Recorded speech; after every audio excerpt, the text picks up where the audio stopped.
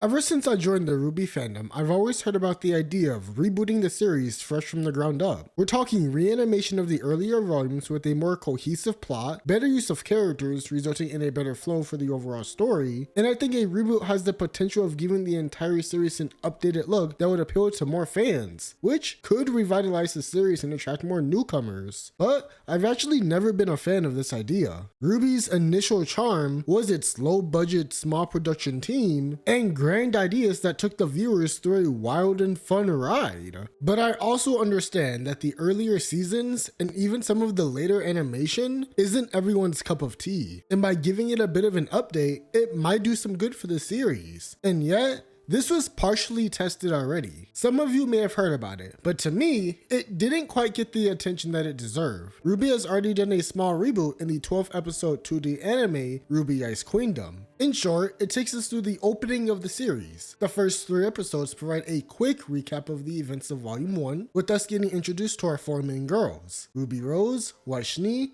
Blake Belladonna, and Yang Xiaolong. However, for longtime fans of the series, you would notice that it's not an exact one-to-one of the original. While the recap is very fast-paced, they do provide additional context to the world and the characters in order to tell their own original story. One instance of this is Weiss and her family. In the original series, viewers were never introduced to most of Weiss's family, a mistake in hindsight once we reached Volume 4, where it's made clear how important they are to her character. Getting a proper understanding of what type of household she grew up in shows the viewer the context that explains Weiss's mannerisms and motivations. Take Whitley, Weiss's younger brother. He debuted in Volume 4, but we really should have seen him a bit in Volume 1. Had we seen him earlier, like we do here, we as viewers have a better understanding of how Weiss is a product of her environment, due to how similar she once was to him. Even Weiss's interactions with her father, and especially her sister, who is a major driver of Weiss's determination. And I just love how tough Winter is on Weiss. We get an extended version of the original White trailer, and while the fights are different, they have their own unique flair to it.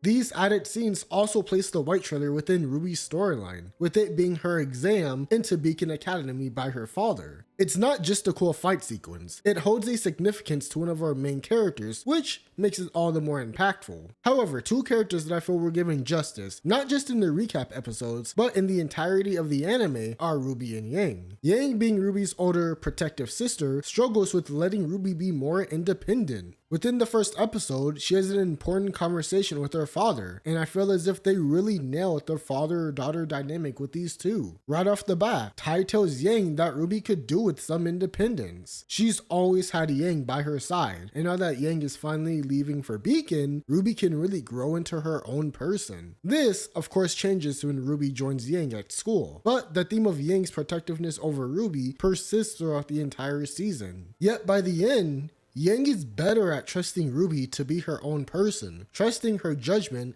and letting her act on her own. This is a great setup for Yang's character, who didn't really have much to do in the early days of RWBY. Overall, RWBY Ice Queendom does a fantastic job of RWBY and Yang's sisterhood. Even Yang's subtle wink to Summer, showing that she'll take care of RWBY for her. In the show, we've never seen Yang at Summer's grave, her super mom. I'd love for us to get a flashback where Yang can be vulnerable around Summer. A scene like this would highlight just how impactful Summer was to Yang, as RWBY was too young to have any memories of her mom, unlike Yang. But we also get some additional Yang and Weiss scenes, which was so great to see considering it's an interaction that we don't get much of. While it does cut into Blake's moments of Volume 1, I like that we get to see more Frieza burn, and it was completely unexpected. On the topic of Blake, she's the only one where we don't get much time with. Now granted, the 3rd episode, which is the last of the recap, goes by fast, really fast, and it got a lot of complaints, so Blake fans were a bit disappointed. But I think she really shined in the Wasteland arc. Now if you watched it, you may have expected it to recap the entirety of the show, which was never going to happen, within this series at least. However, I do understand where some people may have been upset at that, for both new and veterans of the series. Now did Ice Queendom succeed in getting more eyes on RWBY? I believe so. It no doubt had beautiful animation, especially during the more iconic scenes. And Weiss versus the boar fight?